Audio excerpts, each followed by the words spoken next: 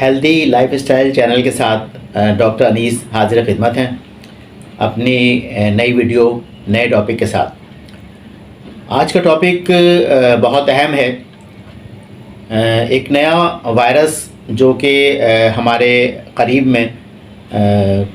پڑوسی ملک انڈیا میں آج کل بہت اس کی دھوم ہے اور وہ بہت تیزی سے پھیل رہا ہے۔ اس کا نام ہے نیپا وائرس۔ نیپا وائرس کیا ہے؟ اس سے پہلے کہ یہ پاکستان میں آئے، اللہ نہ کرے، تو ہمیں چاہیے کہ اس کے بارے میں ہمیں معلومات ہو تاکہ ہم اس سے بچ سکیں، اور اگر خدا نہ خواستہ ہو جائے تو اس کی احتیاطی تدابیر ہم کر سکیں۔ اچھا، نیپا وائرس جو ہے وہ جانوروں سے چمگادڑ اور پگ اس کے ذریعے انسانی جسم میں داخل ہوتا ہے، اور ایک اور ذریعہ اس کا یہ ہے کہ ایسا کوئی پھل کہ جس پر یہ چمگادڑ یا پگ جو کہ پہلے سے اس سے انفیکٹڈ ہوں اور ان کا یورین یا ان کا خون اس پر اگر گر جاتا ہے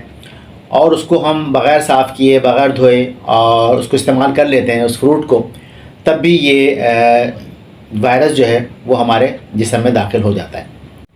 اچھا، نیپا وائرس جو ہے وہ سب سے پہلے 1998 میں ملیشیا میں ایک پگ فارمر تھا، اس میں یہ ڈیٹیکٹ ہوا تھا، اور اس کے بعد 19 سپٹمبر 1998 سے لے کر مئی 1999 تک ملیشیا اور سنگاپور میں یہ بہت تیزی سے آیا تھا، اور تقریباً جو ہے وہ 300 جو ہے لوگوں میں اس کا وائرس کی موجودگی ظاہر ہوئی تھی، اور اس میں 100 سے زیادہ اموات واقع ہوئی تھیں۔ پھر اس کے بعد 2001 میں یہ سنگاپور میں یہ آیا تھا، اور اس میں جو ہے وہ 100 سے زیادہ اموات سامنے آئی تھی،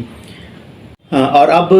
2023 میں یہ ہمارے پڑوسی ملک انڈیا میں موجود ہے، اور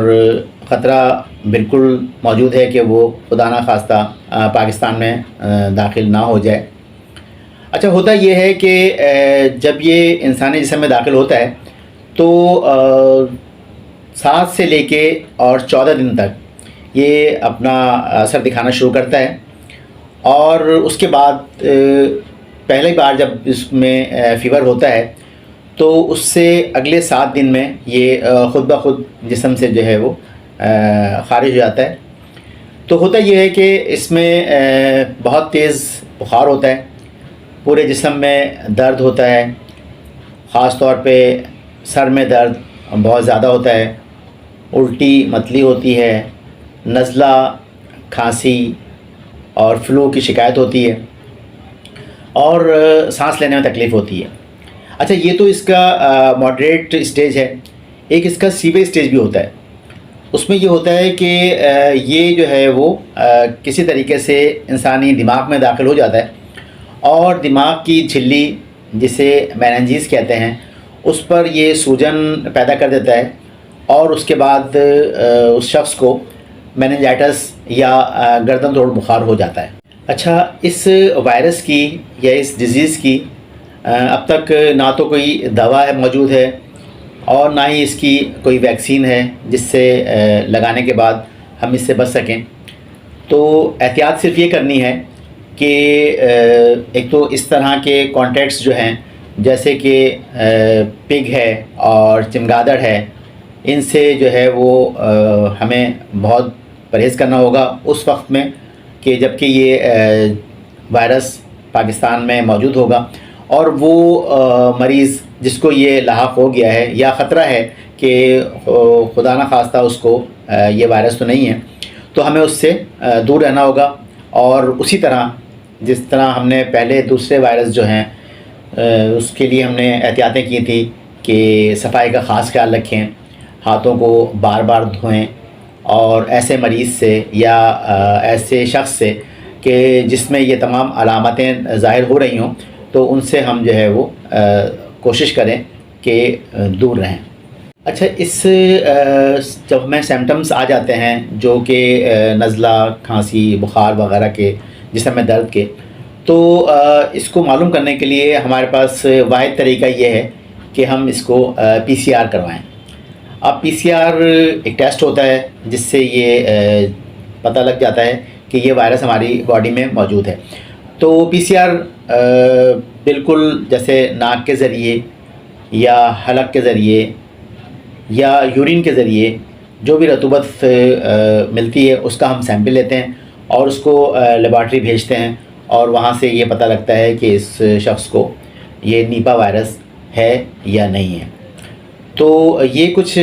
باتیں تھیں اس کے بارے میں۔